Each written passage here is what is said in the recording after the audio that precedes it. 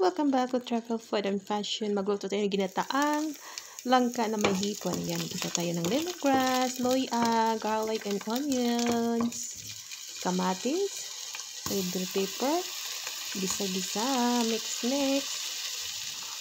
At yun, mamaya maglagay tayo ng coconut milk, gata, maglagay ng konting soy sauce at patis.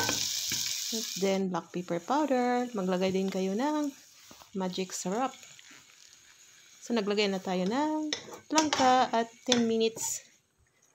Ayan, lata na. Malambot ng langka. Naglagay na ako ng spring onions at hipon. Sarap-sarap naman yan, mga my loves. Gutom na ba kayo, mga my loves? Ito ay ready na. Follow for more. Don't forget to react and comments kung nagustuhan niyo ang aking video. Thank you for watching. Bye-bye. God bless.